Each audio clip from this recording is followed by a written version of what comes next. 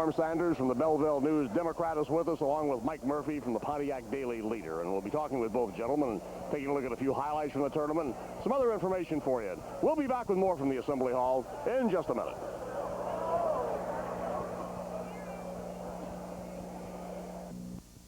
Win the state championship, and they have it. You know, it's an interesting situation. They could be the first high school ever in Illinois, if my information is correct, to win a championship in football and basketball in the same year. That is correct, and a lot of three of the starters played on the football team. Scott Horner was the quarterback. I followed them through football, through basketball. This is just a really good class of seniors, and they are capable of doing it. Even though the town is so small, they have the athletes. Wasn't the Horner situation this afternoon a classic in courage? The young man became ill out here on the floor. They had to stop play a little bit. They got him back in the ballgame. Never did leave the game, actually, as they called the timeout. He's the kind of kid that sort of typifies that program, isn't he? Boy, he is just a hard-nosed athlete. The coach told me afterwards that the kid probably would have had to fight him to keep him from going back in. So he's just a hard-nosed quarterback, and he runs the show on offense for Carlisle. Mike Murphy, I know that obviously you had Prairie Central right in your backyard at Pontiac and had to be a little disappointed that the Hawks didn't get to the championship. But boy, what a job Charlie Strasburger has done up there. He lost to a great Carlisle club. He gave you a pretty good year of basketball, didn't he? No, definitely. I don't think anybody in the whole county or around Central Illinois expected this to happen. I mean, we all figured, yeah, you know, he'll bring a winning season for sure. He had two good players coming back, but God, the Elite Eight, no way. How about, I just talked to Charlie a few minutes ago, and he was commenting. He said both teams are doing just about the same thing defensively, but he said he gave Michael too much room on the inside. I don't know how in the world you stop Michael, do you? Neither do I. You can try to front him, have 3 people, 4 people. He'll be able just to leap over anybody, and he's got a good touch, and a couple of those shots he shot behind the backboard, they still went in. He looks like he'll have a great future. I think we have a little tape on Michael. If you fellas would like to roll that, Tom Michael at 45 this afternoon. Check the monitors out here, fellas. 6 foot 8. There we go. Leaning on the baseline. Yeah, I don't know how you stop that. Cooper Schmidt playing him pretty tough on the inside. Now, here you see it again. Now Michael is on defense. Here's the block. Yeah, he can do that too. I talked to Dayton Cooper Schmidt after the game, and I said, well, how do you stop this guy? He said, well, I really don't know. I mean, he had the size on me, everything else. That's the alley-oop. How do you fellas feel about Tom Michael? He is announced for the University of Illinois. Norm, what is your projection? A lot of people in our area don't think he can play there, but seeing what he's done at the state tournament, if he puts on the weight, puts on the muscle, maybe it'll take him a year to get acclimated to the Big Ten, but I think he can do it. The collegiate weight programs are amazing, aren't they? They can take a young man. Eric Anderson, our Mr. Basketball last year at St. Francis de Sales up in Chicago, gradually beefing up over at Indiana. Michael will have to do the same here. Yeah, Anderson's a very good example of that. Michael has such a soft touch for a big man that if he can bulk up, learn the system, I think he can do it. We need to talk. Yeah, go ahead, Mike. Oh, I'm sorry. Sure. I just hope that they can find a spot in Lou Henson's system for somebody like Tom Michael. If you remember a few years ago, Phil Coons came out of Carlisle, and some things were expected from him, but he just never seemed to get the playing time he wanted. Ended up transferring, and it was a sad loss for the Illini. Let's just hope that Tom Michael can get a regular rotation, and he can show he can do the job. This is a rather all-encompassing question. I probably should save it until we have the break, but let me just bounce it. A quick, short answer, if you will, Mike. How good is Class A basketball, in your opinion, right now? Class A basketball, well, geez, why are you asking this question? It's a tough one. Yeah, very tough. Well, you see it getting better because the players are more dedicated. The top programs are playing good schedules, going in some AA schools. And kids are going, there are more camps available for kids. It's just more of an opportunity and to play good basketball. And kids are more and more realizing the value of a college scholarship. They see the games on TV every weekend. They said, I want to do that too. Yeah, well, I want to get the same question to Norm. We'll do that, Norm, after the break. Talk about Class A overall. But let's take a timeout first for these messages.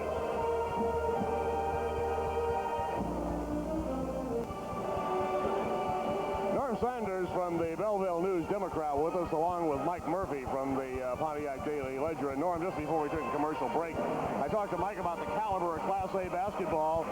I don't think there's any question the game has become much more physical on the Class A level. I can recall the Ridgeway State Championship and the first Lawrenceville State title. what's your opinion on the caliber of Class A play? I guess I'm kind of spoiled because in our area, we have some of the best Class A players in the state, and as well as Class A teams, Venice, Madison, Carlisle, Oakville. Year in, year out, we seem to have a challenger for the state title, and I almost cover Class A basketball exclusively, and to me, there's no better game for your money than small school basketball in Illinois. Well, I think I certainly concur in that, plus the fact that Southern Illinois has managed to rebuild its basketball prestige due to the two-class system. The Southern schools just got smaller. I started in broadcasting in Carmine, and it was a hotbed in those days. It is again due to the class tournament, I think. Yes, it's hard for small schools to compete. We've had Lincoln in our area, and there's no way Carlisle is going to beat a Lincoln. But when you break it up like this, you put 5 talented small school athletes on the floor, they can do it.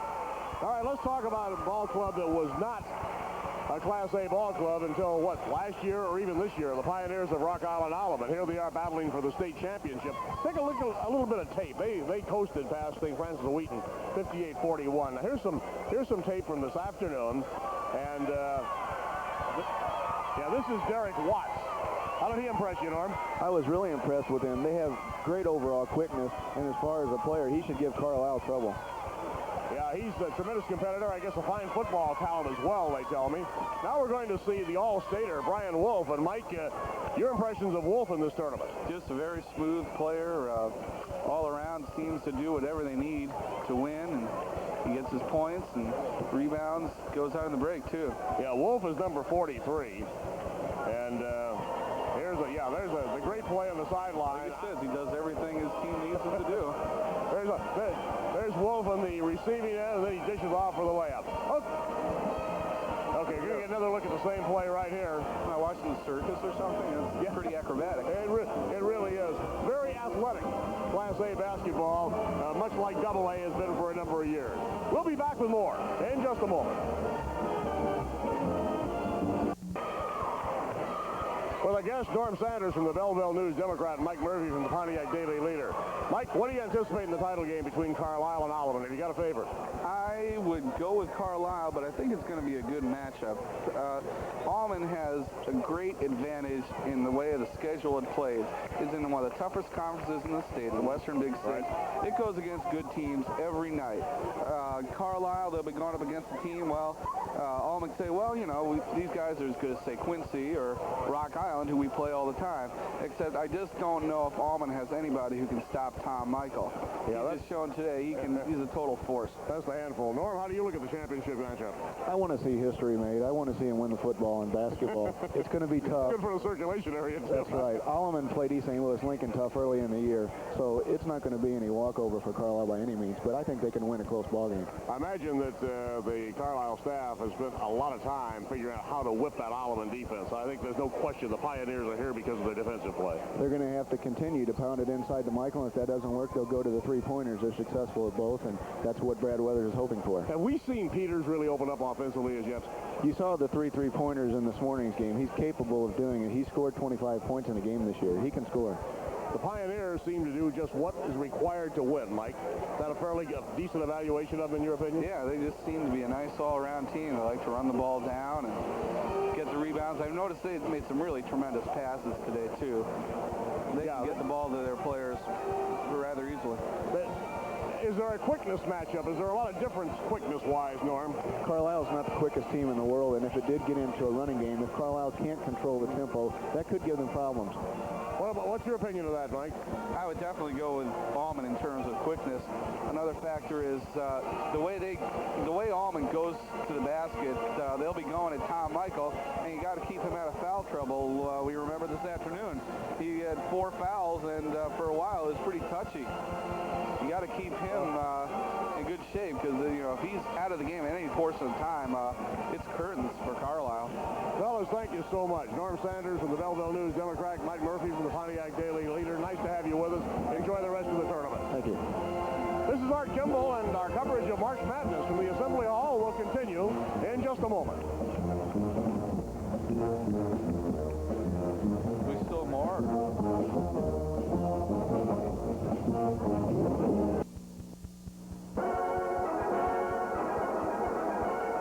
The Illinois High School Association proudly presents the 1989 chapter of March Madness.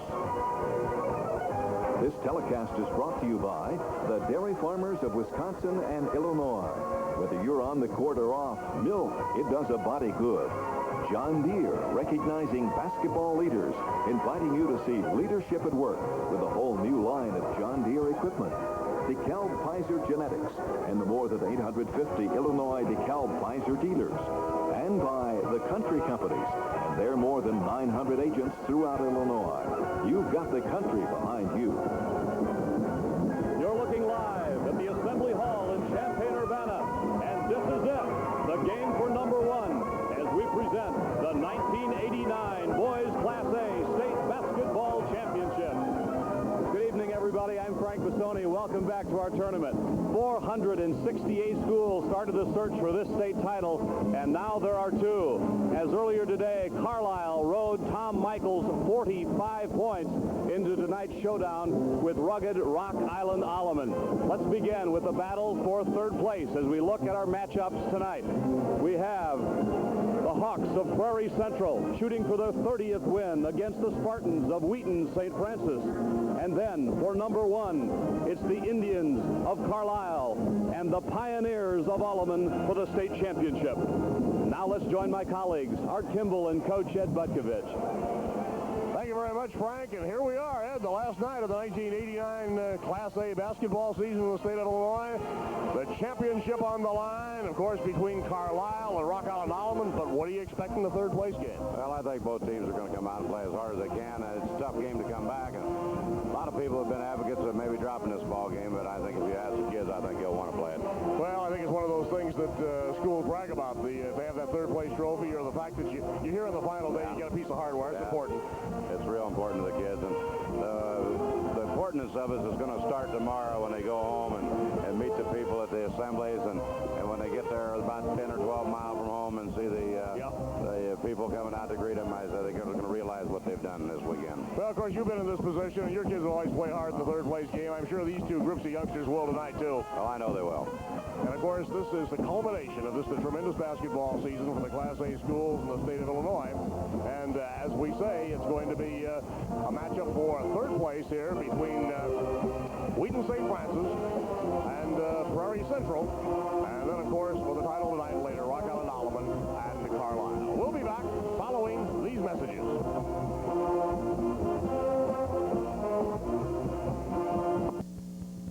Well, we're at courtside again with Charlie Strasburger, the head coach at Prairie Central. And, Charlie, you lost a heartbreaker this afternoon, but what a ball game.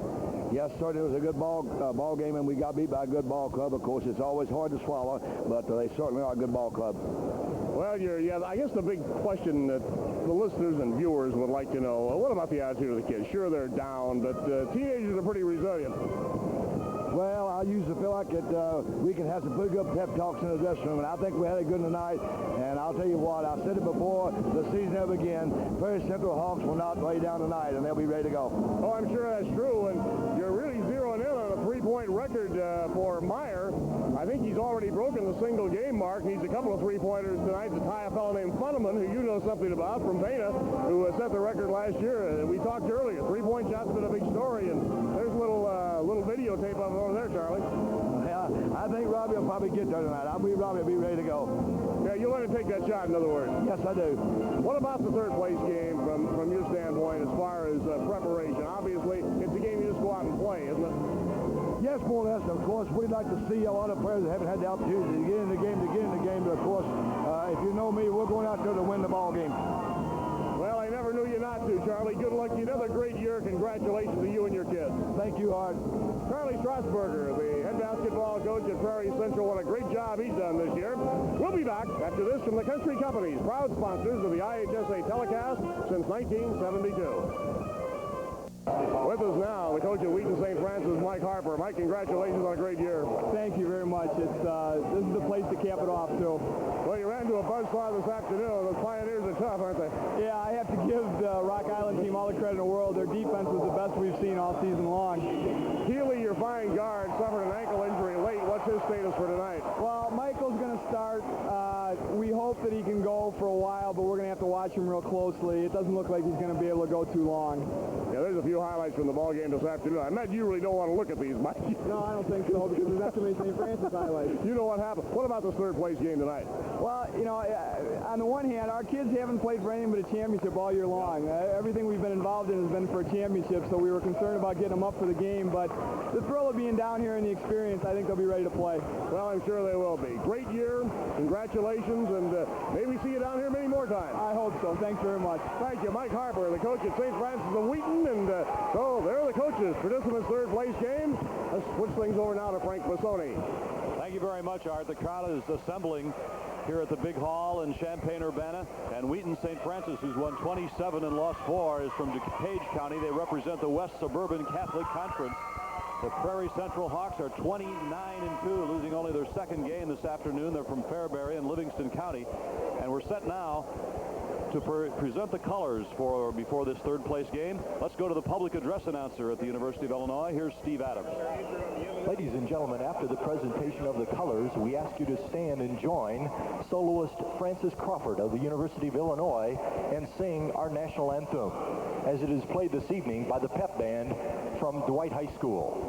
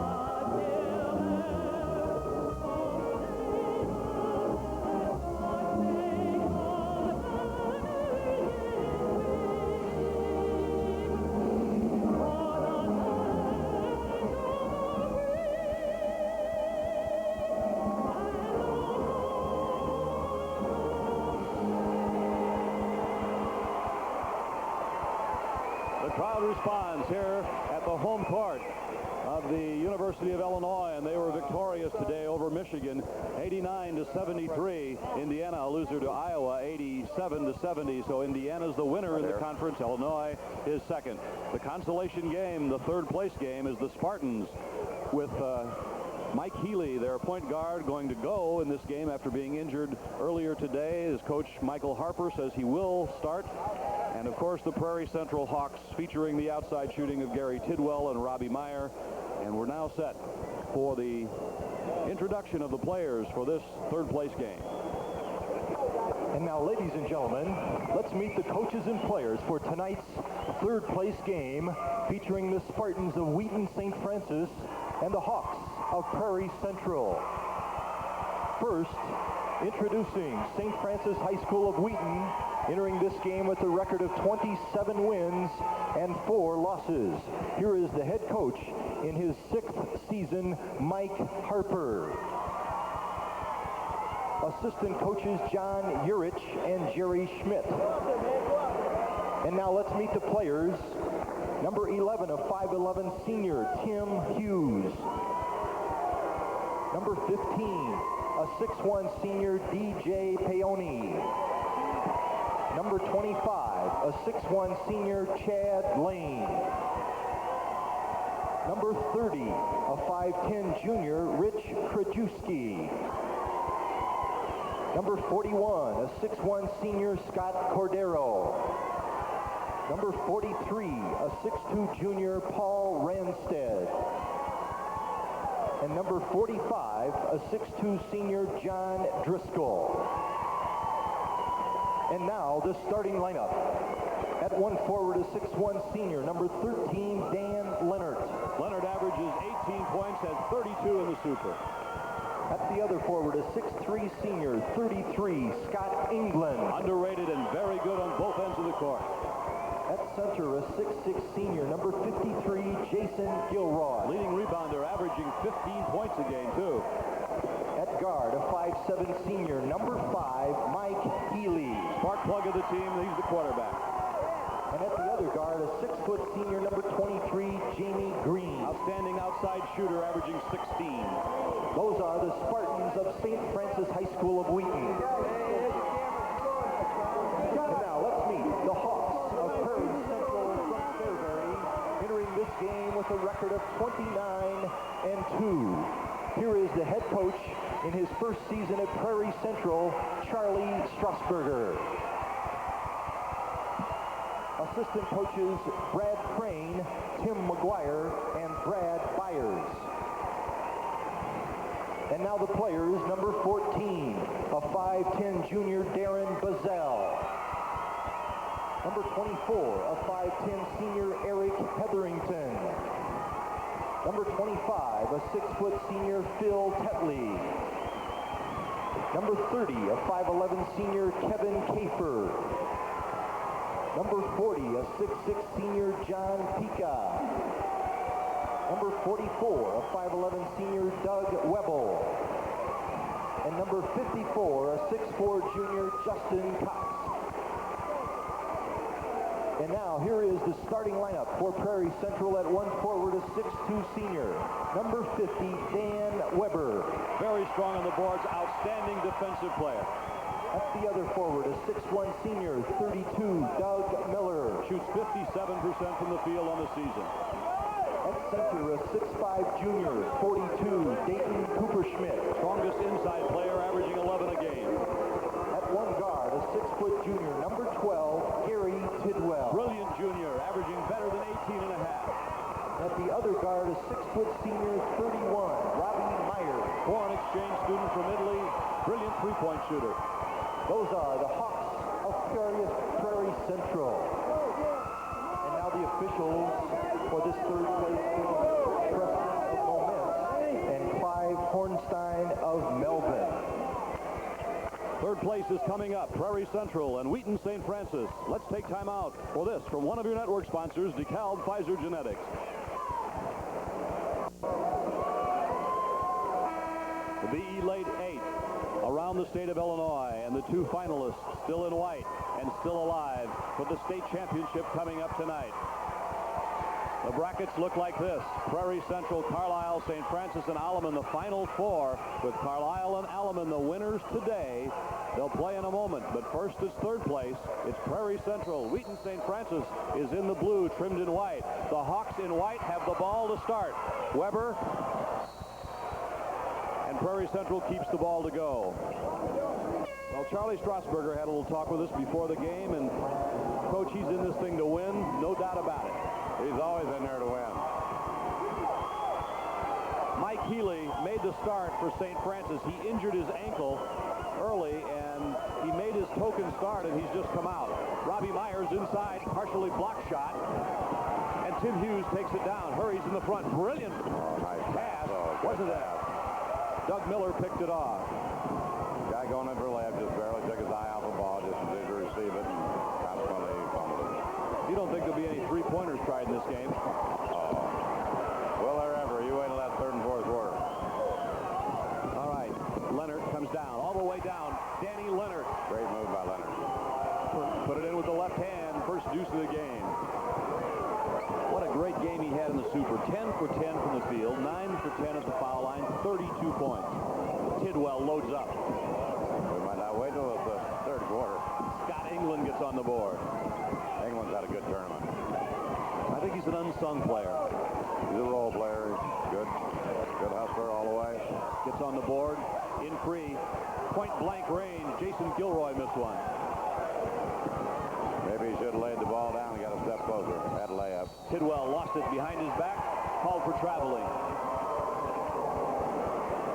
You know, you look over these rosters, Coach, and if you're Charlie Strasburger, all you start with next year is Gary Tidwell, Darren Bazell, Dayton Cooperschmidt, and Justin Cox, who's 6'5" and 215. Not a bad start. Here's a high lob to the goal on the baseline. Gilroy picks it off, and he walked. Well, three-pointer might win the whole thing. Nah, I doubt it. Robbie Meyer, what a year it's been for him. He comes from a city, Milan, Italy, population 3 million. He lives in Cropsey, population 150. Dan Weber knocks it down. You think everybody in town knows him?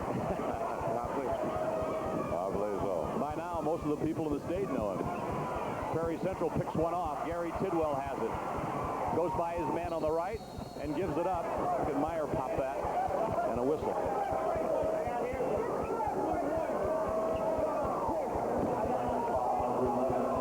Meyer is going to return to Italy in June. Well, just think when he goes back to the experience he's had over here playing, and when he goes back, he's a good ball player now, but just think what he's learned, the valuable lessons he had this year. First shot of this move game. there. And What a St. good Francis shot. picks it off. Leonard's on the fly, but he double dribbled. And with a 2-2 tie, we've had a flurry of turnovers. 4 on St. Francis. And you know, one of the things that shows is that Mike Healy's not in the game. Yeah. Myers, I want to say he's got a quick release, awful quick release.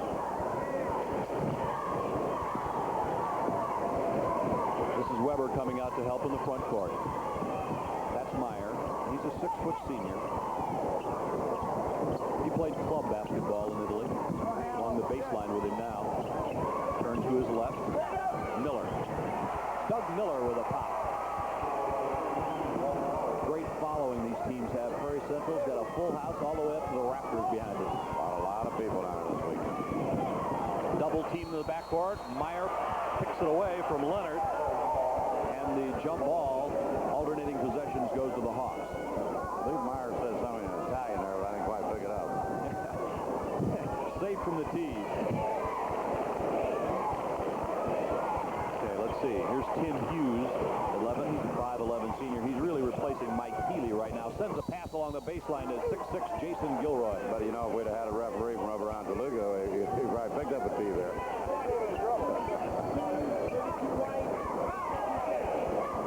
Jason Gilroy, 6'6", 195-pounder. He's had a great year. Averages almost 10 rebounds a game with 15 points. St. Francis, before this tournament, lost only to Bennett Academy, Aurora Marmion, and in double overtime to Batavia. Good basketball schools there. Well, of course, then they took care of a pretty good Aurora Christian team in the Super by 22. Gilroy with another. Good looking ball player. Well built. Nice frame. Good lever. Here comes Meyer in the front.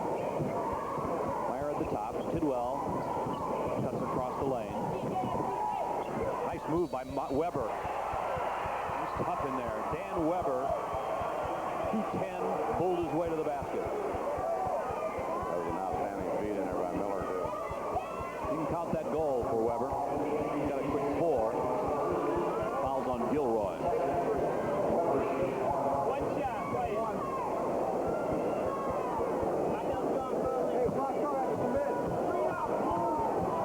Last year's state champion, Pena. They were coached by Charlie Strasburger. He's trying to end this year with a victory and 3rd place. Michael Harper and St. Francis have other ideas. There's Jamie Green getting his hands on the ball, but it goes out of bounds. And Prairie Central, with the lead, has the ball back. Be interesting to see if Mike Healy gets back in the game at all. Meyer turns to the right. Prairie Central does a lot of faking with the ball. Here's a nice steal by Hughes. Can he go all the way? He's with the left hand. Missed it. Got it back. Fouled. Frank, Mike Harper mentioned to me just before we started our pregame interview that Mike Healy's an all-conference baseball player. And they think in light of that, he wants to start baseball workouts immediately, and they think probably he will not play anymore tonight. This is a token appearance. But, you know, it's close. Sometimes coaches have been known to change their mind. He said yesterday, I spark the team. That's all I do. All a key does is start a car. Let's say that's mildly important, isn't it? He does a great job. I tell you, this young man as a Lion does a good job, too. I like Tim Hughes. Good release there. 73% 50% free throw shooter, hits him. Prairie Central looks down the court. Meyer takes it all the way. Behind the back, Tidwell. You have to respect the three all the time. Pull up one-hander, nicely done. Block. Good block. Leonard got his hand on it, and here he comes. Left-hander. Good move. Keep in mind that Meyer needs 2 3-pointers to tie the tournament record for most 3-pointers for Reed to break it. He'll get his opportunity, I'm sure. That's a promise from Charlie Strasburger, his coach. Doug Miller with the ball for the Hawks in white. Tidwell slides in. There's that lean-in move. It went in, and it looks like it'll count as Gilroy caught him. He's got a great lean-in move.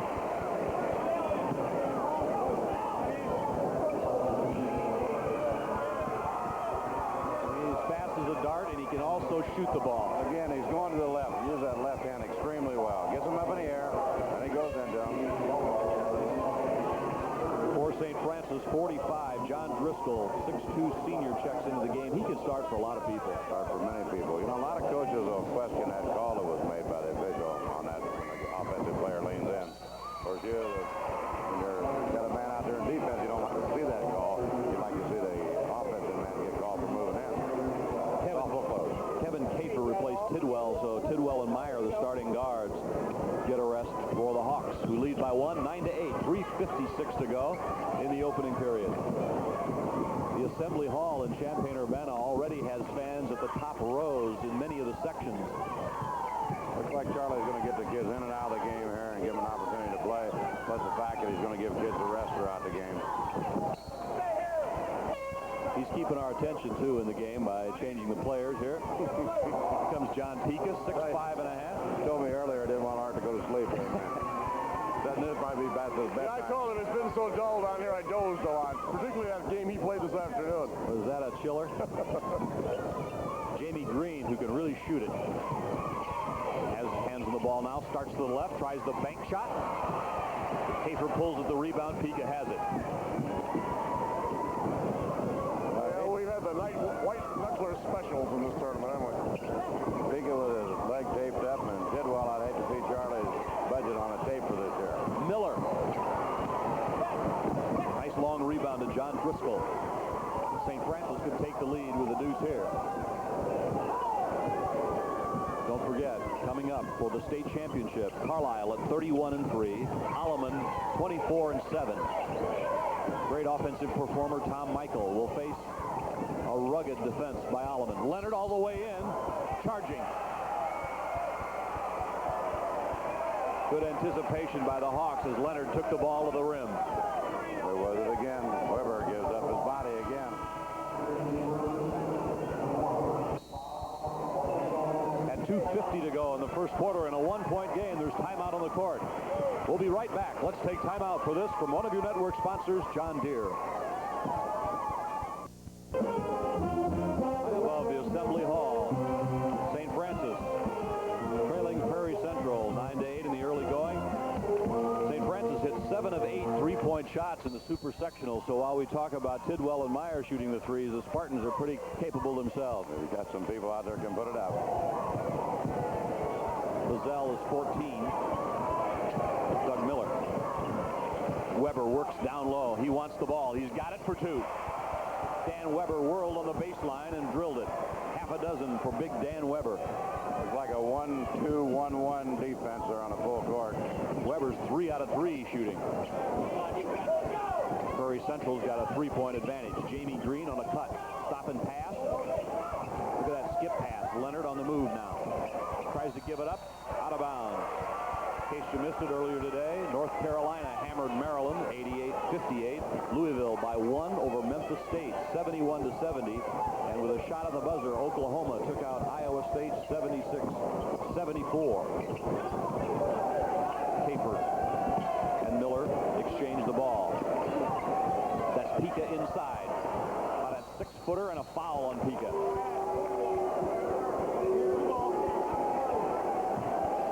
Tried the shot inside, and on the rebound found himself in bad position. Pressure put on by the Hawks. Prairie Central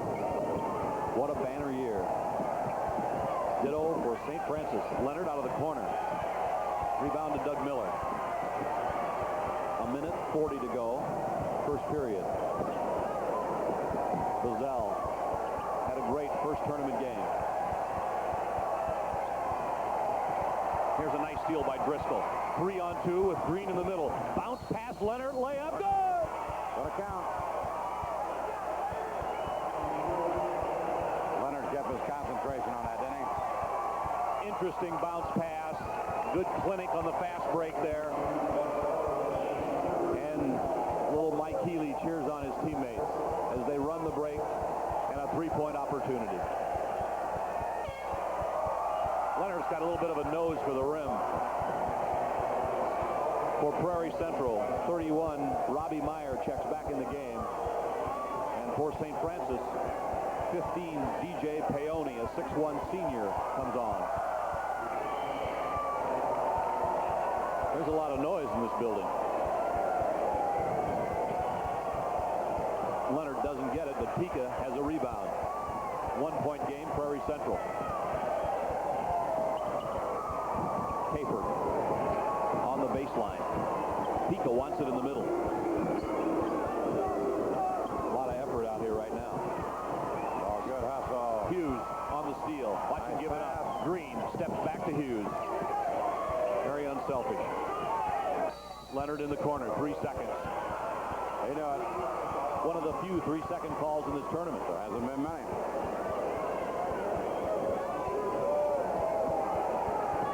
Under a minute to go, first quarter. There's your score in the third-place game. Lob inside. Up and down Weber. I think Weber's got a spot on that right side there. He has 8 points. He's solid. St. Francis turned the ball over lots of times already. Yeah. 7. Jamie Green, a little tricky dribble to the left. He's out at the top. Leonard's on his left. Here's a shot by Green. It's too short. And Meyer has a rebound. Let's see if he takes a three as this comes down to the end. Long pass down the court. Buzzell is open. Rebound, Pika. Right there. You know, Pika's a senior, but doesn't he look like he's going to grow some more? Looks like he's about 6'9" one of these days. Might surprise somebody. Come on later in college. Right. Stutter step by Green. He's down the lane. Nice Hands pass. off to Driscoll for the deuce. John Driscoll barged in along the baseline and got it in. It'll count. Fouls on Pika. With 1 second to go, St. Francis can turn a three-point play. Driscoll's played well off the bench this year. Real well. You know, he had Done a great job down there. Excuse me. He had 16 rebounds in the game against Lyle. That's about a week and a half work. 16. He can cut the lead to 2. And that's it. Art said he didn't get 16 in his whole career. Get that right. At the end of the quarter, Prairie Central's in the lead at the Assembly Hall. And now a message from one of your network sponsors, the dairy farmers of Wisconsin and Illinois. As we're in the third place game, as Prairie Central leads after 1 quarter, and Carlisle and Alabama are in the wings in what should be a real slugfest. There'll be a little twisting and shouting out, won't there? It's a really festive atmosphere for this tournament. The Class A schools have been really supportive of their program. A great tournament this year. Shooting percentages, first quarter, Prairie Central, 7 of 16, 44. St. Francis with 40%. The Hawks start with the ball. They're in white. In case you just joined us, St. Francis from Wheaton in the blue. Buzzell in the right corner, Meyer up top. Pika on the block, one-hander, right there. Gets up high on that shot, too, doesn't he? Good touch. 4 points for John Pika. A lot of reserves getting time in the game. Chad Lane on for St. Francis. There's a pass intended for Lane and out of bounds to the Hawks. Look at the fans. Guys having a good time, ain't they? What does Harry say? You can't beat fun? In the old Assembly Hall. We've often said that, haven't we? Never said that about Huff Jim. Buzzell looked at a three-pointer and doesn't. Kicks it into Meyer, wide open.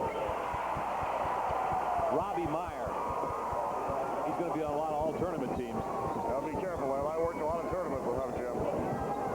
I played there. Well, Didn't you help build it? only in an advisory capacity. Tim Hughes starts to the left. Oh, nice field by Meyer. He's going to go all the way. Robbie Meyer with the left. Concentration on that layup, too. 21-12, Prairie Central over St. Francis. Beautiful left-hand move. Jamie Green moves up. It's a good matchup at guard, Green and Meyer. Lane went the other way at the high post, and the ball's out of bounds to the Hawks. Wouldn't some U.S. college be very interested in Mr. Meyer's services? Maybe. Well, he said Burger from down there. Yeah, right. He had a great career in college. St. Francis calls timeout with 6:29 to go. We'll be right back. Let's take timeout from one of your network sponsors, Country Companies.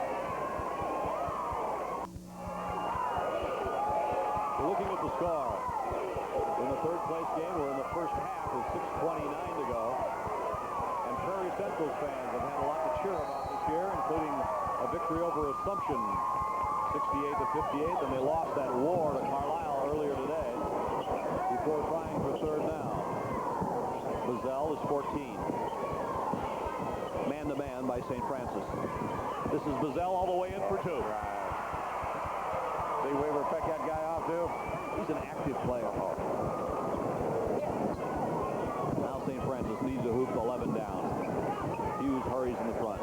They're playing without their point guard and spark, Mike Healy. Scott England. There's Driscoll on the block. And Gilroy back in down low, too. Gilroy gets it up and in. Gilroy just could not get the ball at all this afternoon against Alleman. That was one of the big stories in the ball game.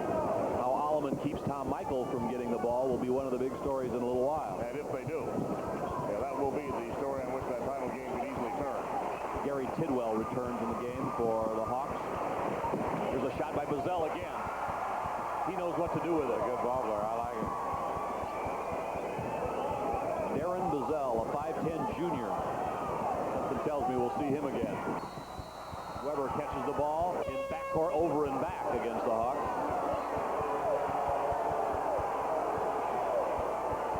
You can see that the crowd disagrees. Now Charlie Strasburger says, what? He's not a competitor.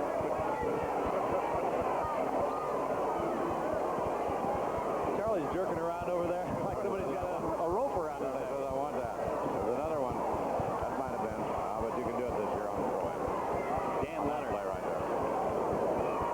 Inglis looks in at the flash post. Couldn't get it there. Jamie Green can shoot from there. Gilroy's even closer. Tip out rebound goes to Prairie Central. 25-14 for the Hawks. Tidwell under such control with the ball. Down low. Dayton Cooper-Schmidt. Well, you get the ball to somebody in the right place. I'll tell you what, you think Charlie didn't want this game. Full court press now. Green release. Oh, couldn't get a tough break by Jamie Green. Tidwell back the other way. Stolen by Green. We're going to try it again. 3 on 2. Anyway. Nice pass. Oh, beautiful move. Leonard for a deuce. Green gave it up. Leonard got it in. Green made an excellent pass there. 8 points for Leonard. Had a good go. The shot thrown up by Tidwell. You know, the Wheaton St. Francis girls won the Class A volleyball title last fall, and this basketball program had some tough years. They were 3-22 in 84-85 and 5-20 in 86-87, and they've hung together and put together 27 wins this year. Do you know who St. Francis beat for the title in volleyball? I couldn't guess. Mount Pulaski. We were undefeated up until that game. It was a great game. Wow. A lot of excitement down there in Springfield that evening. Tidwell overcame an infection in his leg before this tournament started. Puts him down. Prairie Central by 13. Now, this team can really light it up on the scoreboard. Gilroy at 6'6", travels in the backcourt. That's a dozen turnovers on the blue. Yeah, they had quite a few of them this afternoon, too. Showing the effect this afternoon. Checking in the game,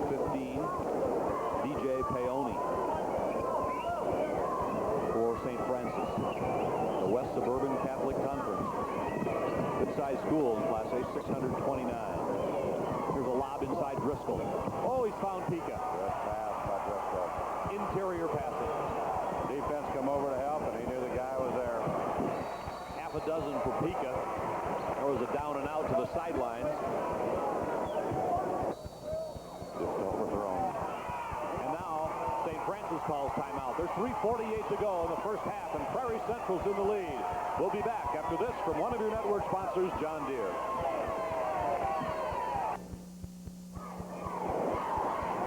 Our director, Jerry Wheatley, is going to do a little coaching clinic now on how to break the press on the full court here. Let's see. Well, there's a man releasing him. Got a nice pass there. Gets him open. Wow, that's a great shot.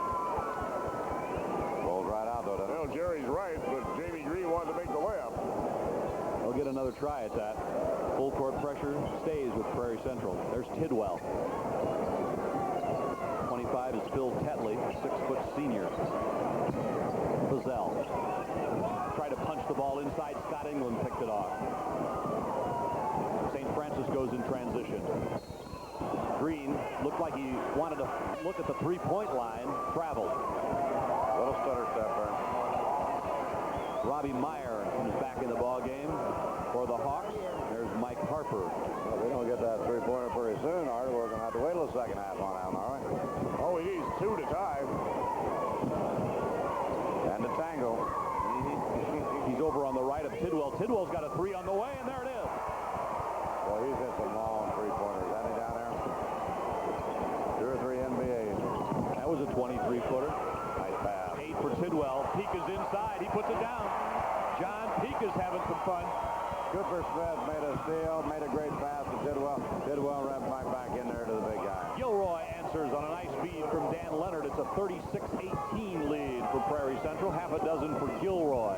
We're at the 2:50 mark, first half.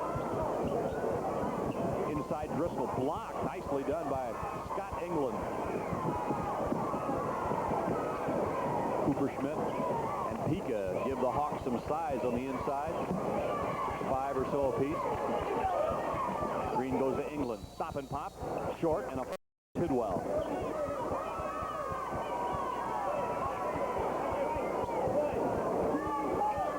Going to the line, Scott England.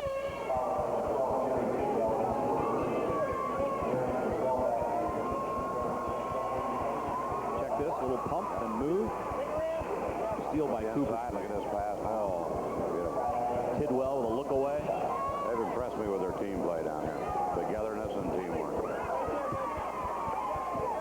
In the quarterfinals, Coach Mike Harper called England his player of the game. Here's another. 36-19. Prairie Central running up some points. There's Meyer in three-point range. No, he's really not looking for that three-pointer right now. He may take it here, though. Tries to go inside. Play. Gilroy got called for a walk. Did a good job on defense on his travel. Tidwell, by the way, has 6 three-pointers in the tournament. Meyer has 8. We have a total of 42 made three-pointers in this tournament. Justin Cox, 6'4" junior, checks in for the Hawks as you look at St. Francis players. You can probably only get that statistic here.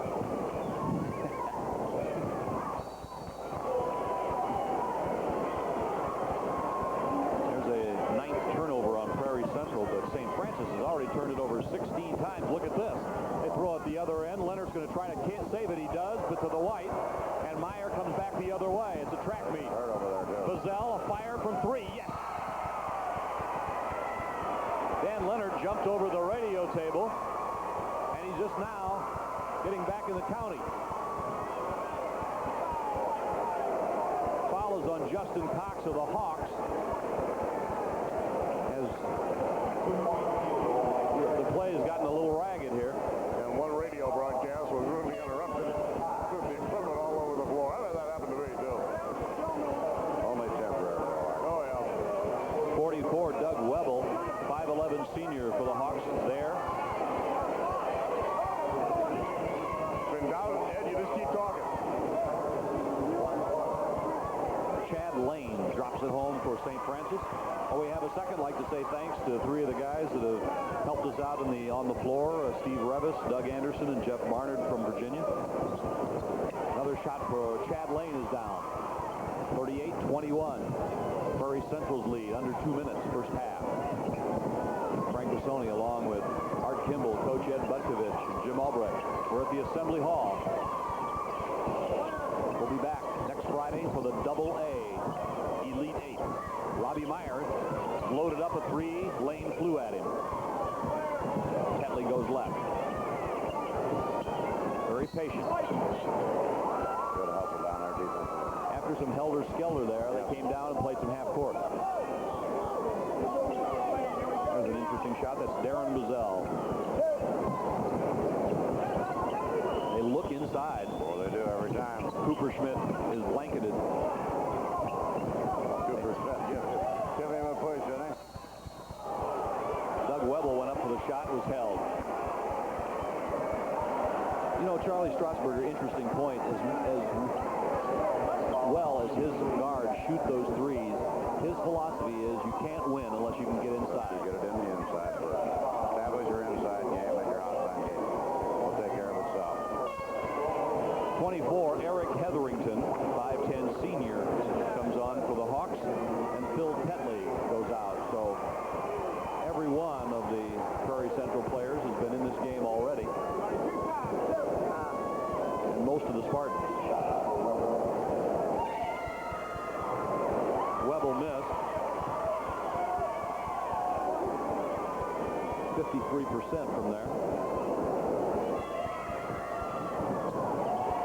Here's the rebound out of bounds to St. Francis.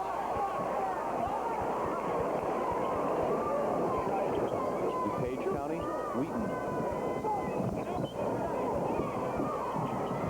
Leonard comes up against Meyer. It's been a good individual one-on-one duel in this game. Hetherington guards Green. Gilroy's outside. England shot. Right.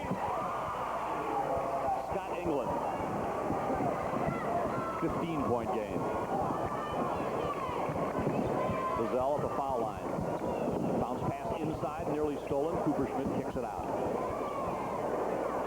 Buzzell almost directed Meyer toward the three-point area. Trying to tell him something, I think. Chad Lane guards him.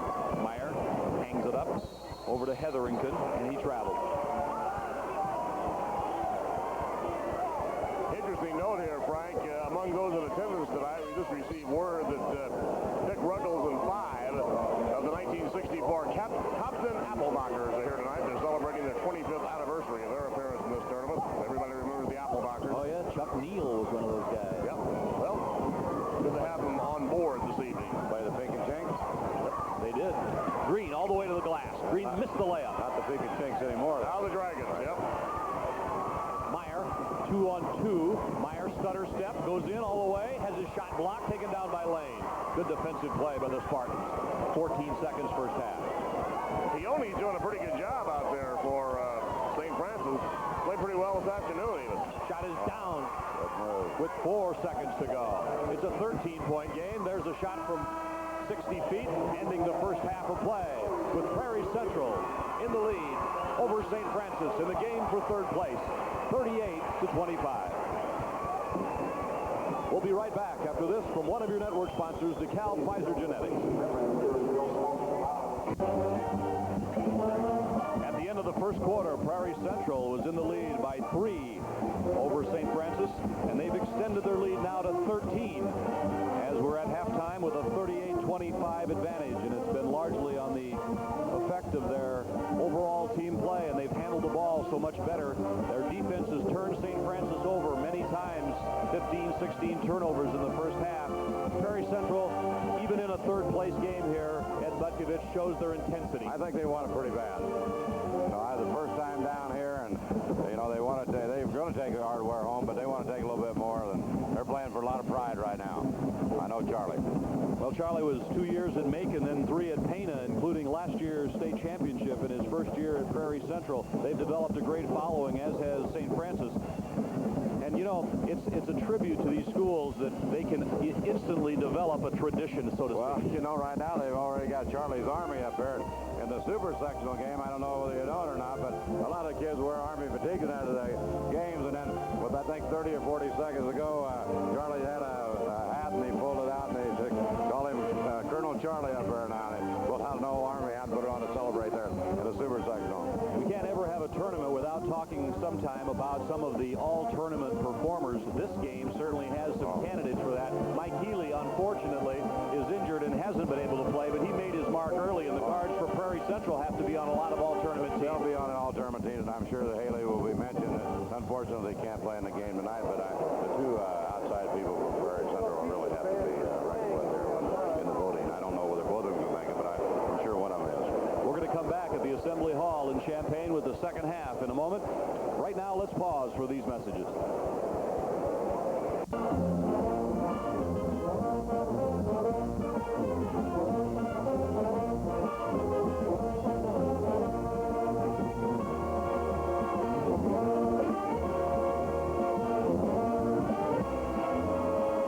Coming up is the second half of this game with Prairie Central in the lead. That'll be followed by Carlisle 31-3 against Rock Island Alleman 24-7 for the state Class A championship. But first, at courtside, here's our colleague Jim Albrecht.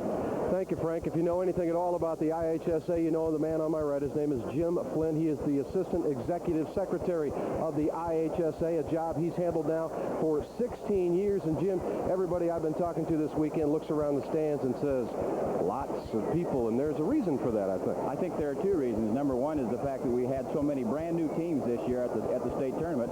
There are a lot of people in the communities that came this year who have never ever been to the Assembly Hall, and this was a great chance to come to Champaign and be at the state tournament. And at the same time, as you're aware, I'm sure the viewers are aware, this is our second year of our Pack the Place program, and next year will be our third year. And I think what's happening is our schools around the state are realizing that basketball is a pretty important activity for the Illinois High School Association, and they're working hard to rekindle that interest and enthusiasm that we've had. And our crowds here this weekend probably are going to end up being the best we've had in the last 3 years, and one of the best in the history of Class A. Now, when you say Pack the Place, that is not relegated simply to basketball. There are other sports. It includes all the other sports. Yes, our schools can choose any number of sports that they want to work at getting fans into their fields, their gymnasiums, their wrestling rooms. A lot of our wrestling powerhouses have inaugurated Pack the Place program, and it's contagious. It's spreading. And what happens is one school down the road does something very successful and very positive, and everybody in the neighboring schools has heard about it, and they decide we're going to do better than our rivals. And it's been a tremendous boon to basketball in our state in the last 2 years.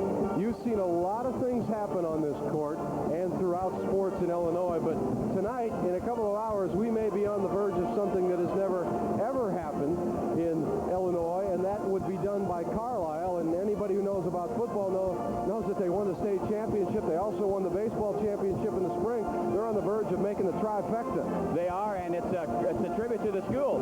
You're talking a school that has had the three major sports and has had great success in those sports.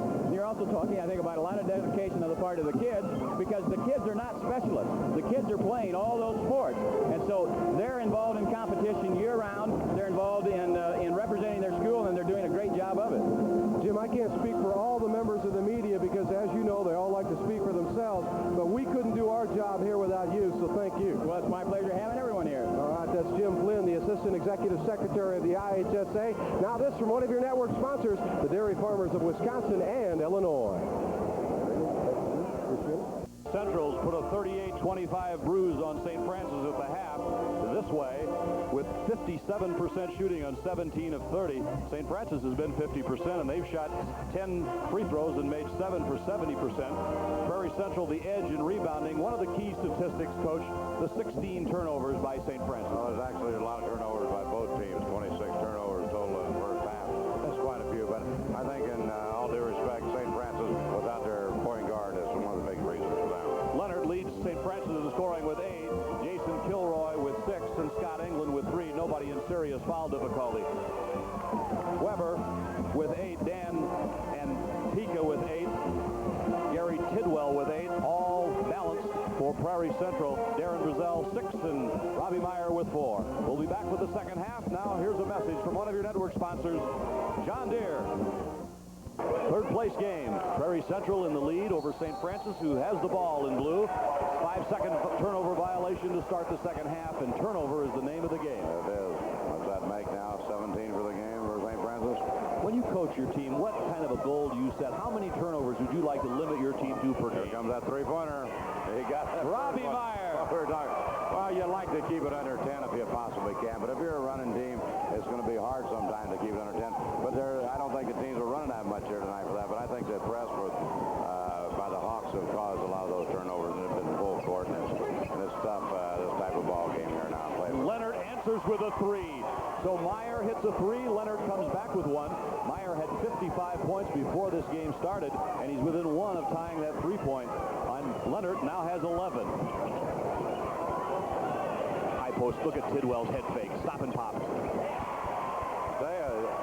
Gentleman played good defense on him. He just put it right over the top of him. He's the second leading scorer in this tournament, of course, to Tom Michael of Carlisle, who will come into tonight's game with 93 points in 3 games. Skip pass underneath all the way for a deuce, DJ Peone. And he's done well off the bench for St. Francis. Peone, a 6'1 senior. Robbie Meyer goes against Peone now. It's Miller outside. Look at him run that motion offense. Weber low, turns and shoots. Rebound Miller, steps in, puts it up off the board. And a foul. Good offensive rebound, but Miller went right back after it. Getting the ball down on the block. Well, and Gilroy is his third, right? Gilroy goes 6'6", 200-pounded. Inside. Always look first. Miller baseline. Meyer foul line. Tidwell three. Right off the rim. Miller, nice rebound and a foul. Goes against Jamie Green. Whenever the ball goes up, you'll find 2 or 3 of those kids just going right to the offensive board. There's Jamie Green, 6-foot senior. He had a game of 30. Remember their game of 35. Made 37 threes on the year. Doug Miller for the Hawks.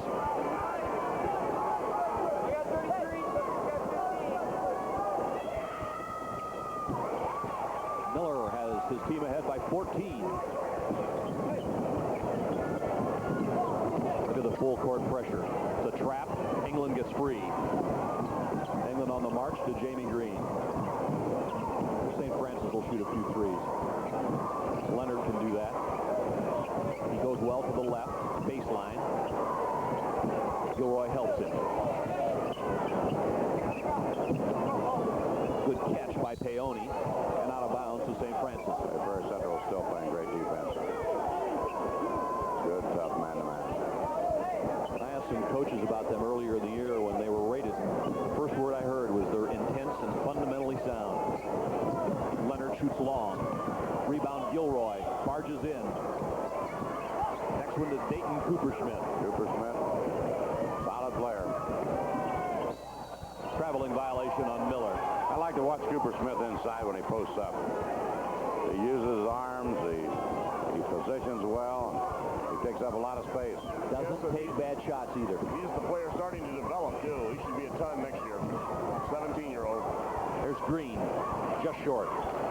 He's one of 4 players that on this state tournament team will be back at Prairie Central. Here's another, Gary Tidwell.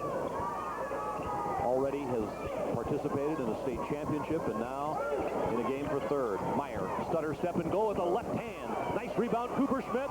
He's got to go after it again and a foul.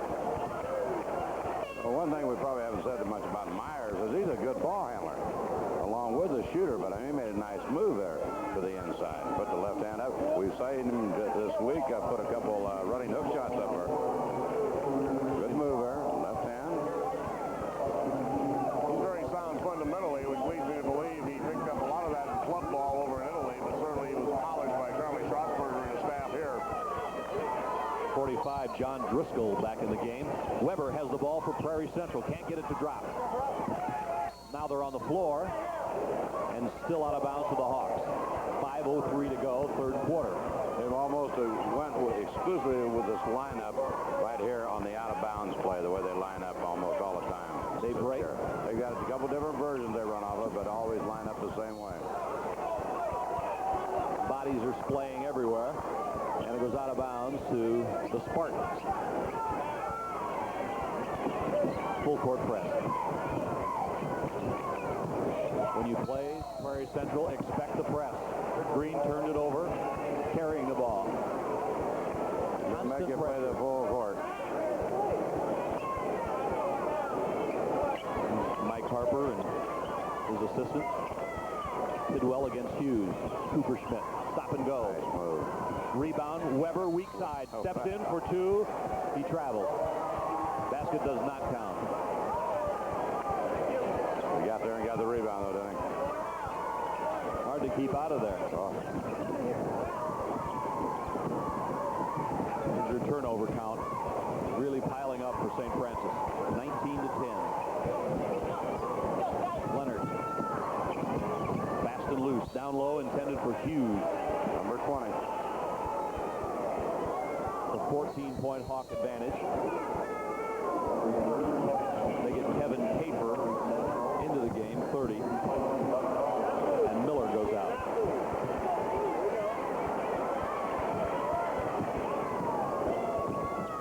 Tidwell needs help. Meyer is stolen by Hughes. Meyer gets it back. Look at the ball. A hockey game nearly broke out down there. 4:22 to play in the third quarter.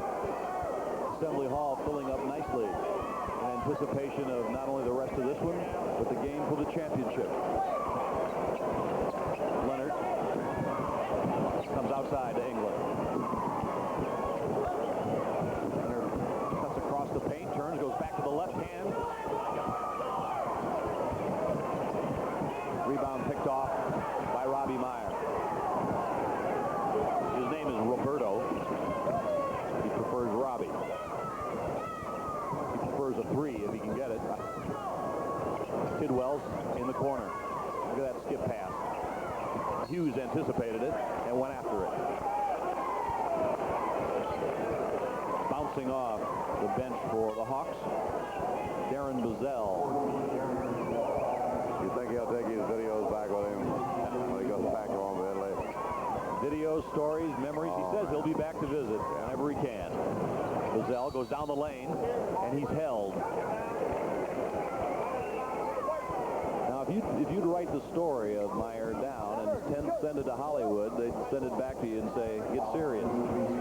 Arrives in a town of 150 with that man in August, first-year coach of the new school, and here he is.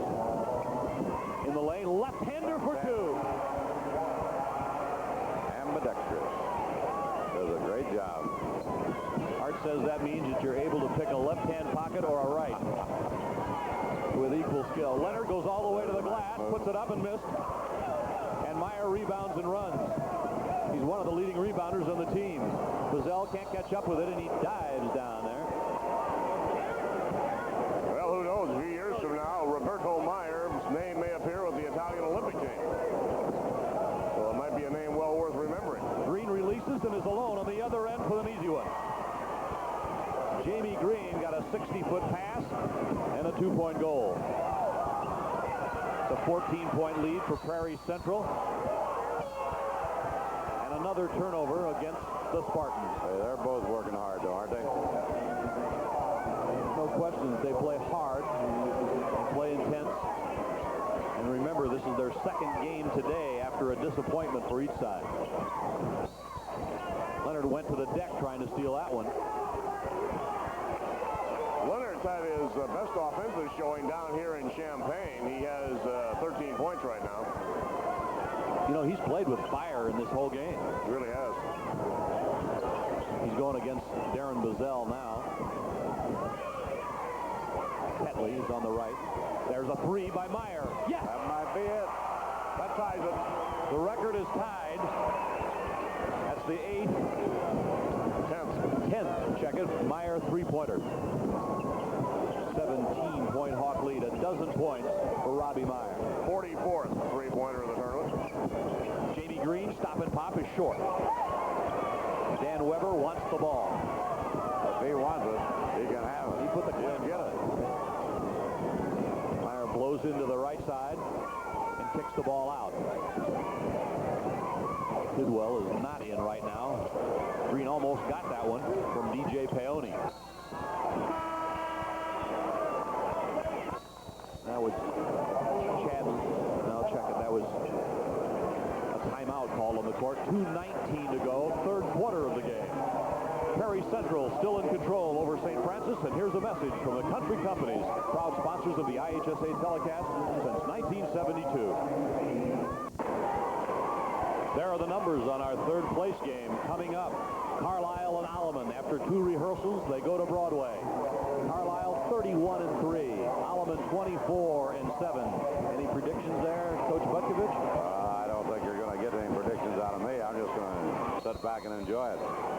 Art Kimball informs us Robbie Myers 10 three-point goals in the tournament, ties Tom Funneman from Pana in the 1988 tournament, and Charlie Strasburger coached them both. Right. This is Dan Leonard for St. Francis. 2:05 third quarter, and St. Francis is 17 down. Leonard cuts into it. 13 for Leonard. Like St. Francis is going to try to come out here a little bit more full court here. Well, the way these teams can shoot threes, a few leads are safe. Bazell, hawked by Chad Lane. Tidwell could catch him. He needs 4 to tie his teammate Meyer. Tidwell got smacked in the lane by Scott England with some collision. He may not be in shape to shoot a three-pointer after that collision. That's 4 fouls on England, by the way. England's hard-nosed kid, 6'3", 195. Take a look at this as Tidwell will come off. Now try the lane. There's England sliding in front, and boom. England got elbows right in the nose. I don't believe you could convince England that he made that foul. I'll tell you. Here you go. Oh, his chin fouled Tidwell's elbow. And he checks out. Here's Tidwell. Nice rotation on that free throw. 50-34, Prairie Central. DJ Peone in the back with Hughes. Minute and a half to go, third quarter. This is the zone by the Hawks now. 1-3-1. Do they match up out of this? They match up here looking all over. You watch those, especially Cooper Smith inside. He's always got his head moving, and he's going to check anybody that's going to come into the post area. Here's a steal by the Spartans. Still have a little over a minute to go. Peone kicks it over to Leonard. Fakes. Leonard's going to try a three. Banging, no good. Cooper Smith and Weber are very active in that zone back here. Meyer slides it ahead to Tidwell. Woo! Whipped the ball behind his back, and Bazell watched it hit somebody in the second row, and Charlie Strasburger wasn't entirely cheerful over that. He liked that foul. Our cameraman at the end almost had a layup. The ball was headed right for him. Doug Miller comes into the game for the Hawks. The idea wasn't bad. They just didn't get it to him. I think he thought the kid was going to go towards the bucket, though. Leonard, who's having an excellent shooting game, goes to Hughes for a three. Yes, sir. Hughes could hit out there. All of a sudden, the game's back within 13. There's 25 seconds in the third quarter. Bazell sends it into Cooper Smith. Steps in, missed it. Rebounds, up and in. Bazell made a nice pass inside. Cooper Smith missed it, but he went right back up after it. There's your score. 8 seconds. They're back to man-to-man. And a whistle and a timeout with 7 seconds on the clock in the third quarter. I'm not sure why, but we'll take a break and come back and tell you. We'll be back after this from one of your network sponsors, DeKalb Pfizer Genetics.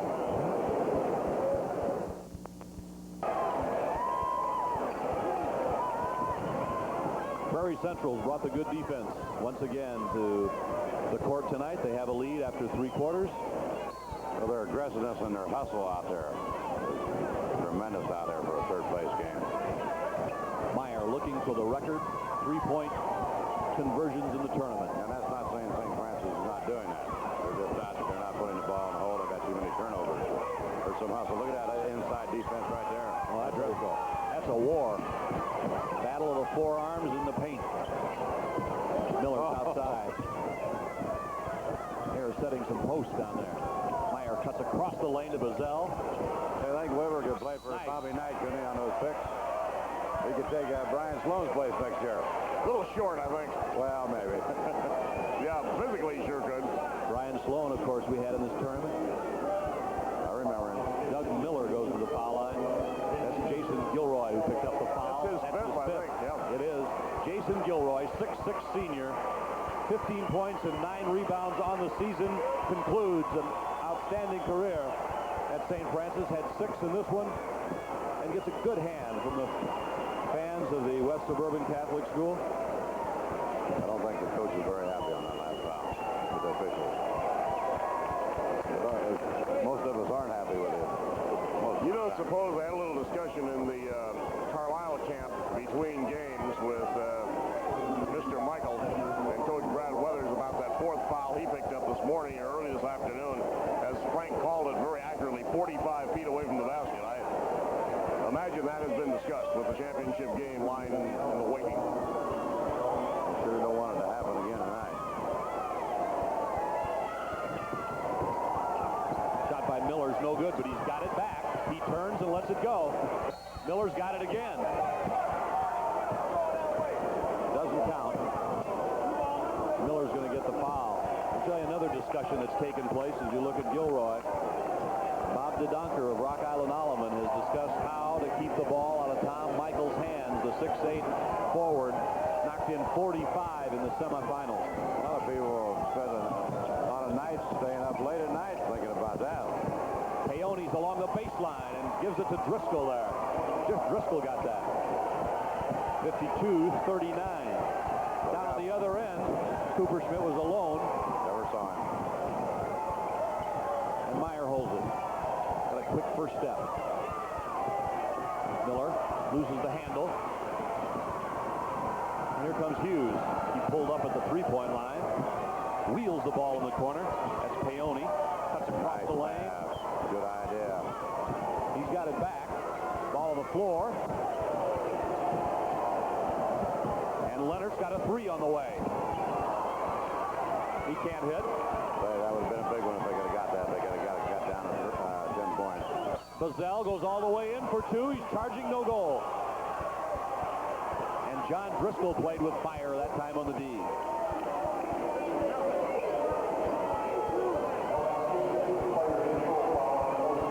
Nice play by Dan Leonard. Good job.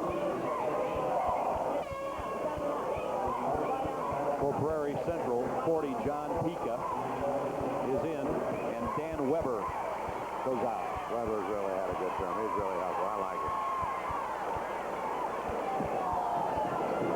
Gets a lot done. Now Everything he's got while he's out there.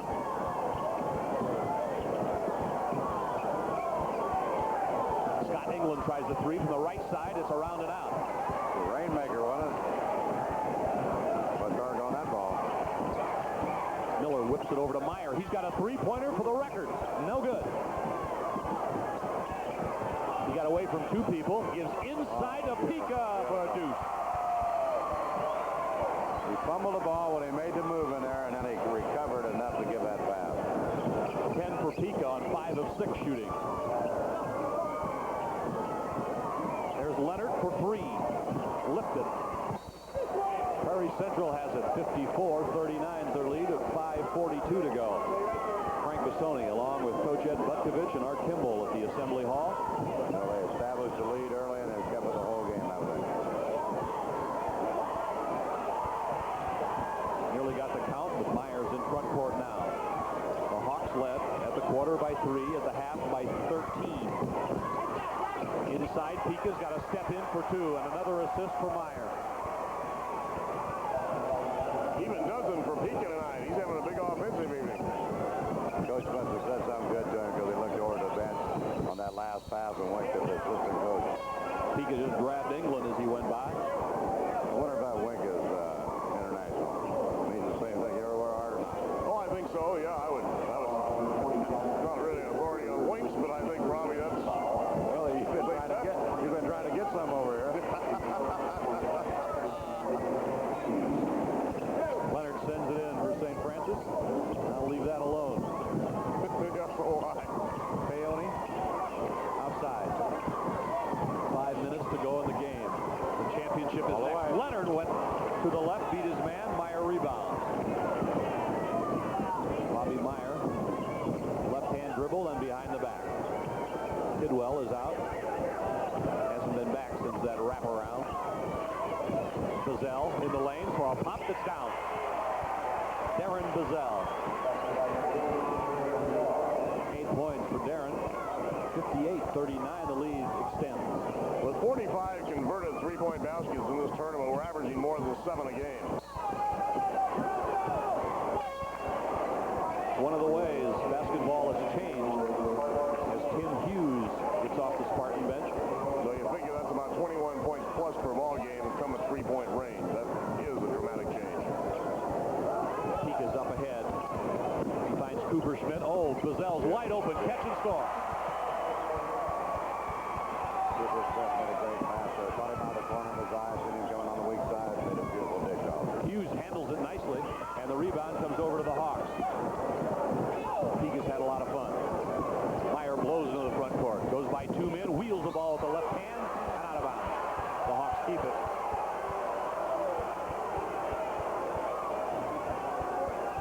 A little dazzle on the move now. Well, the guy to check this out. that left-handed pass, yeah. Meyer, a long one, doesn't go. Miller rebounds, has it slapped out of his hands. Bazell picks it up and tries.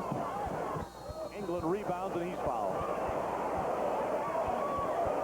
You know, you think back to some of the great perimeter shooters we've had in this state. What had the three-point rule been in effect when Jay Scheidler played, for example, or Richie Falk over at Galva? Some of the guys who could really fill it up at long range. I know you coached a few that average would have been enhanced considerably. I think a lot of people was.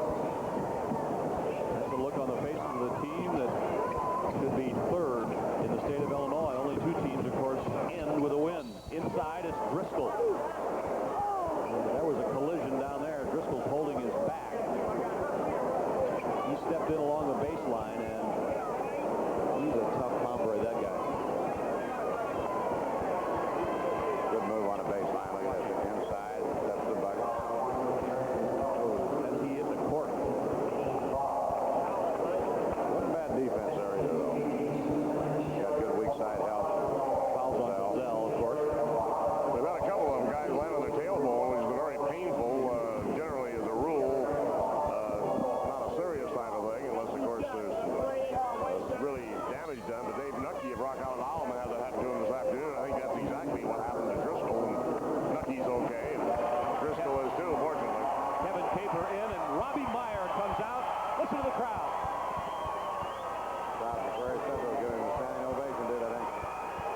Look at him, he's waving now to the crowd. A standing O as Driscoll fires the free throw up and in.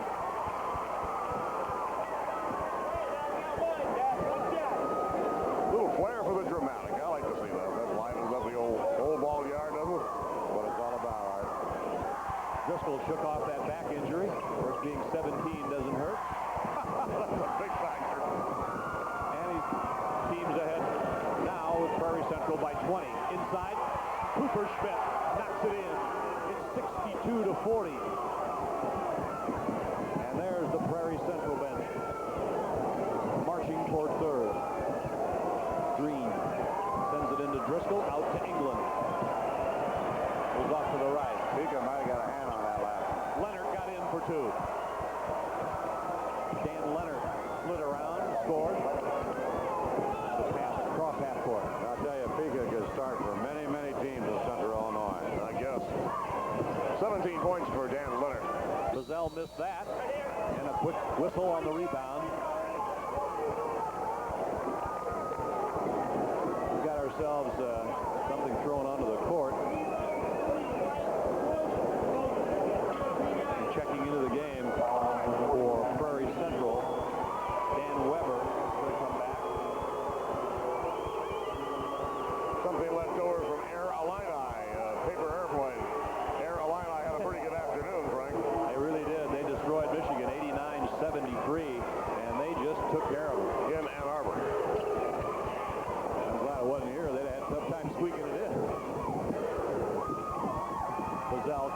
the right. There's 2:44 to go in the game. And the Hawks shooting stays hot. Doug Miller went up. 5 points for Miller. Leonard is open. He doesn't get it. Rebound goes over to Pika. Pika again. Oh, nice move by Bazell. Got by his man. He goes all the way in, gives the ball to Weber, who's got a layup. Prairie Central rolls up the point. That's 10 for Big Dan Weber. Hughes throws it up. Pika, another carom. 9 rebounds for Big John. 2 minutes to play. Third place game. Wide open, right wing. Shot no good by Kafer. And Jamie Green comes back. Green tries to go all the way, banks it in. Good move. Now there's a whistle and a timeout on the court. 1:45 to play in this game. Prairie Central in control. We'll be right back. Now a message from one of your network sponsors, the Dairy Farmers of Wisconsin and Illinois.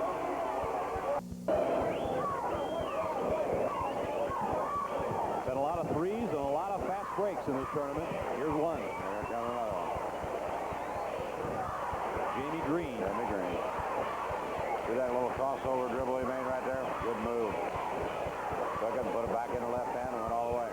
Just for the record, Robbie Meyer had 12 to lead Prairie Central tonight. 11 out of Bazell, 11 from Tidwell, 10 from Weber. Kevin Kafer has the ball for the Hawks. That's Eric Hetherington, 24. Like Pennant. Miller inside. Pika missed it. It's loose. Couple of white shirts grab at it and a whistle. There's a battle going on for the ball for St. Francis. 41 is Scott Cordero, a 6'1 senior in. Also 30, Rich Krajewski, a 5'10 junior. Big hand for John Pika. 43, Paul Ranstead, 6'2 junior is in as Charlie Strasburger is in. Pika finished with 12, Frank. 17 for Leonard. Got a good ball game. He's 44, Doug Webble. It's the free throw. Said something to his coach. Out of another. 67 to 44.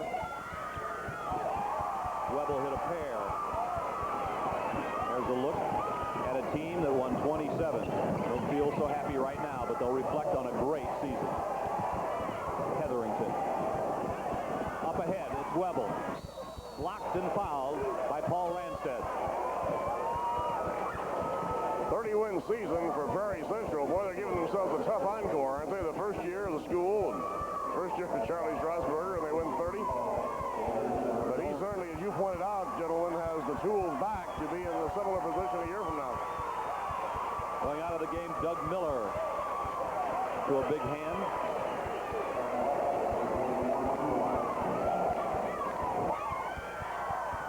Webble hits another. 69-44.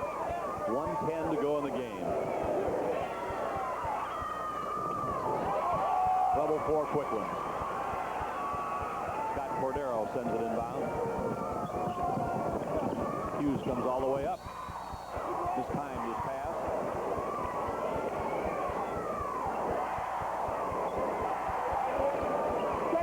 Look at the Hawks celebrating. Some happy days in those consolidated cities. Fairbury, the home of the school. Inside it goes to Justin Cox, knocked away. The turnover count mounts. Bouncing inside, the Spartans get one up and in for Scott Cordero. Good move by Cordero. 70 to 46. The third place trophy will go to 411 North 7th Street in Fairbury, Illinois. There's a shot missed. No good by Chad Lane. We're down to 25 seconds. In the paint it goes. Webble can't get one. Down to 15 seconds. Cox is in. Justin Cox. Big Justin will remember that one, won't he? 6'4" junior. Maybe the last 2 points of the third place game for... There's a long shot at the buzzer almost. And there it is. That's the end of the ball game. And Prairie Central has won the third place team. Wheaton St. Francis is fourth.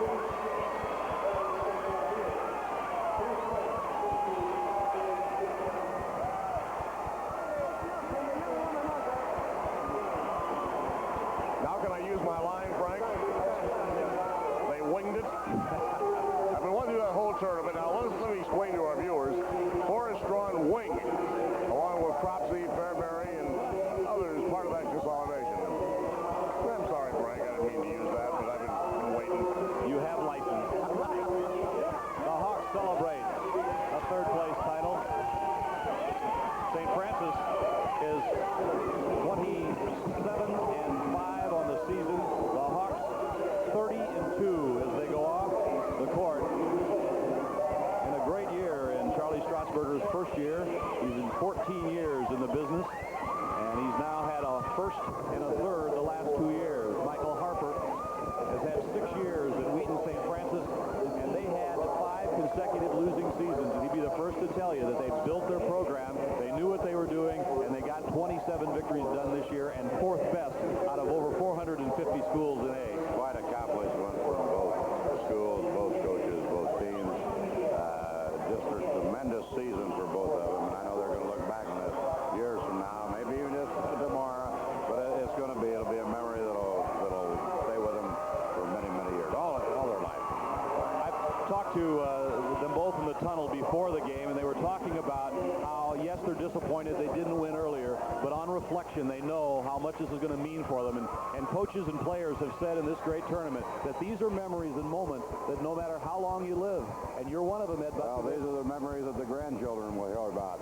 But I tell you, 30, 40 years from now, the people will be talking about the weekend they spent in Champaign, or the weekend they spent traveling back and forth to Champaign, or the weekend they said, we didn't get very good tickets, but we were down there. How did those people get down there? And we sit and see, we've seen them all their home games. But, you know, it's just something that's going to live with them, and it has to bring the communities together.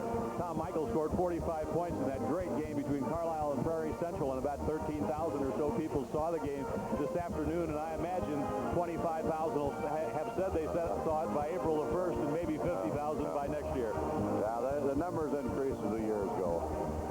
We had a third-place victory by Prairie Central, and coming up is what everybody anticipates to be a very interesting championship game. And it's Carlisle with a big size. They've got the 6'8", the 6'7", and they're going to go against a team that plays some of the best defense of any Class A team I've yet seen. Well, I said earlier, I think it's going to be the inside defense of Alleman plus their balanced scoring. You don't know who's going to do it for them because somebody's picked them up every game that they have, versus mainly the inside game of Tom Michaels at Carlisle. But I think we may hear from some people on the outside, especially maybe Mr. Peters. He might have something to say about that. And then they also have a couple other three-point shooters, but they've got to get the ball inside to him and work the inside-outside game, I think, first. We may see Alleman maybe pick up a full court press on him tonight, too. We'll take a look at it. Carlisle and Alleman is coming up for the state championship. But right now, let's take a break and hear from your network sponsors of tonight's telecast. This Illinois High School Association presentation is being brought to you by the Country Companies and their more than 900 agents throughout Illinois. You've got the country behind you. John Deere, recognizing basketball leaders, inviting you to see leadership at work with the whole new line of John Deere equipment. DeKalb Pfizer Genetics and the more than 850 Illinois DeKalb Pfizer dealers. And by the dairy farmers of Illinois and Wisconsin. Cool and refreshing milk. It does a body good. The Assembly Hall being entertained by the band from Dwight, directed by Richard Benzick.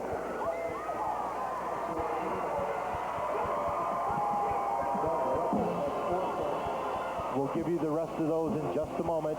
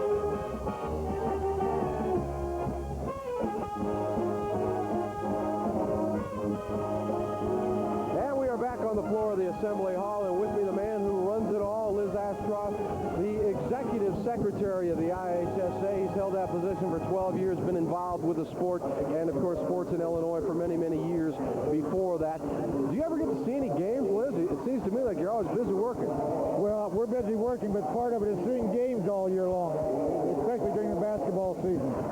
It goes on from the fall to the spring, baseball, football, wrestling. Then we have non-athletic activities, speech, chess, music. So there's plenty of things to see in the state of Illinois. During the course of those 12 years, where have been the shifts in getting athletics across to the people of Illinois? What has been the hardest part? I know that competing with college sports and pro sports, etc., I don't know if you're all that concerned with that. Where have been the shifts that you've had to deal with? Well, I think the shift's been in the student population in each local community, and maybe the leadership, especially in the larger schools where people don't focus around the school as the center of the town, and we find a big shift there. Maybe it's because of working, TV saturation, or the schools themselves just cannot emphasize the sport of basketball, for example. That's where most of the attention comes on a sport progress. You watch the attendance that's coming down or going up, and we don't know the real answer, but it's a multitude of factors involved in that. Well, we know the athletes get better, and we know that money always escalates as far as the cost of everything, but the pure essence of the sport, it never seems to change, does it? It never seems to change, but it's much better, and I think it's because our rules permit almost specialization year-round activities, and the coaches and the kids are willing to pay the price that we've got a better product than we've ever had. Liz Astroff, thank you for all the work you've done for the sports in Illinois, and continued success. Well, we want to thank you and the sponsors for televising our contest. We have a lot of fun doing it. Okay, thank you. That's the Executive Secretary of the IHSA. Back with more. We're minutes away from the championship game. Let's pause for these messages.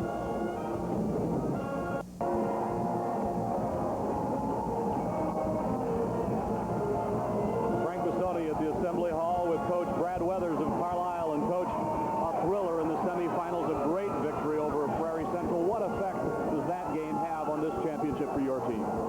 Well, we definitely like to ride the momentum into this ball game. One thing we mentioned to the kids before the game is, we got to this point. We don't want to be happy with where we are. We definitely want to, win the entire thing. At what point during this season did you think this team had a chance to be here in the title game?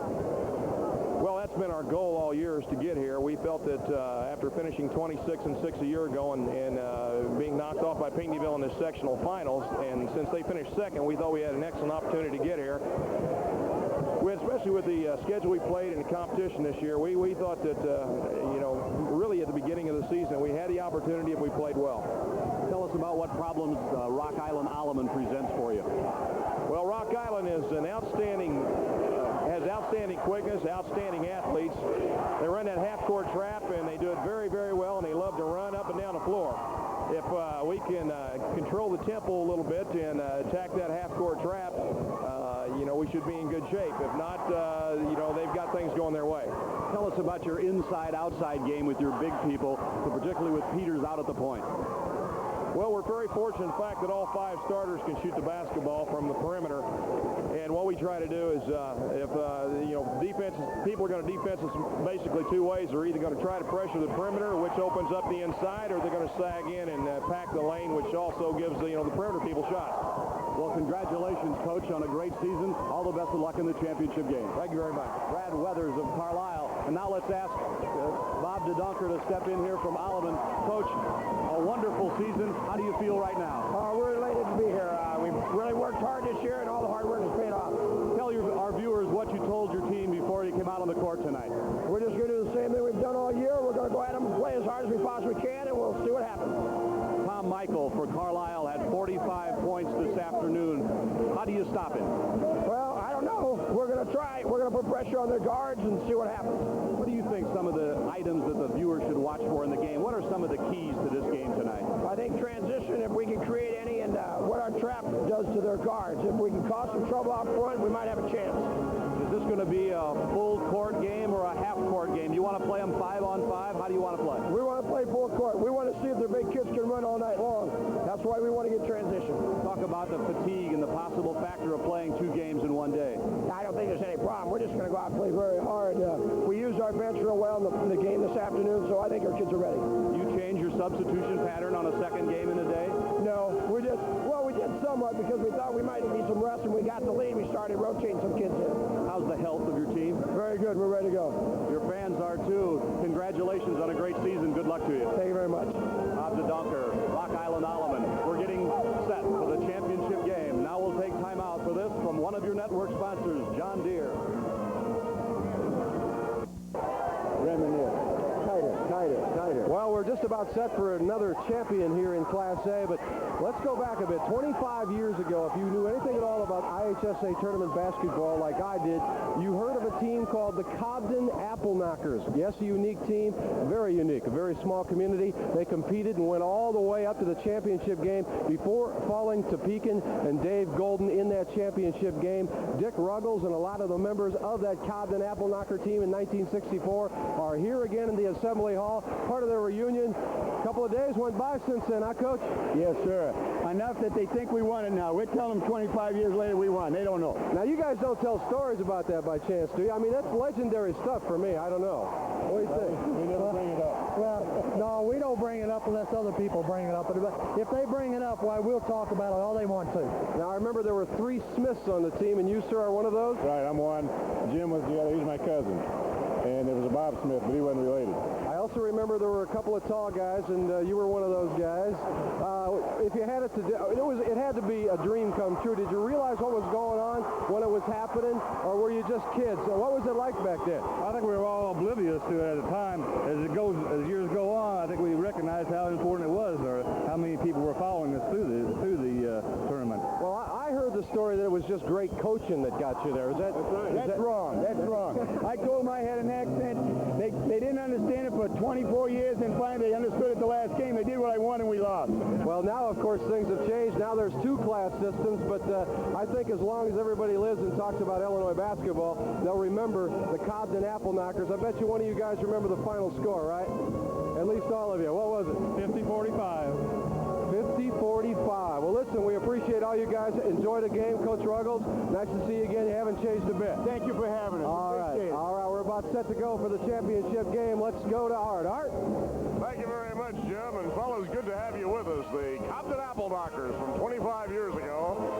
A ball club that caught the fancy not only of the state of Illinois, but nationwide.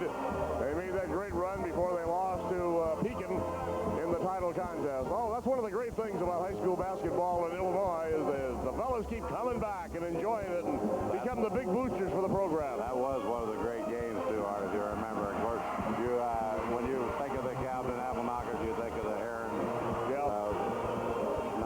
Hebron Ball Club, and everybody always goes back to the district champions, and that's one of the ones that went all the way, and so it's just a part of history out there. I'm glad you brought up the districts, because that's the old format with the little guys. Now we have the Class A and AA tournament. We've had it for a long time. What do you expect, Ed? Here we are, right on the break. Well, I think it's going to be the inside defense of Alleman and their balanced scoring. We don't know who's going to do it tonight for Alleman. They've had a different man all the time. I think versus mainly the inside offense of Carlisle, mainly Tom Michaels. But we know that Mr. Peters is going to have something to say about it in his outside shooting. And I do know that Carlisle can shoot from the outside. They've got their guards that can hit the perimeter shot. Now, their guards are going to try to get the ball, I think, inside. But, if they can keep the big guy from getting it, they're going to force Carlisle to shoot from outside. I think it was interesting. Bob Donker at Alleman said he wants to force their big men to run the floor. That means Tom Michael for one, Jason Peters for the other. But the impression I've had, those 2 guys run it pretty well. They run it pretty well. What I was questioning earlier, I thought maybe Coach Donker might go into a full court game and make it go from end to end instead of the half court that he's played so far in the tournament here. I don't think either club has a problem with quickness. One of the strengths Carlisle has, as they sometimes say, you're sneaky quick with a pitcher in baseball. They may fall in that category in basketball, and certainly this is probably one of the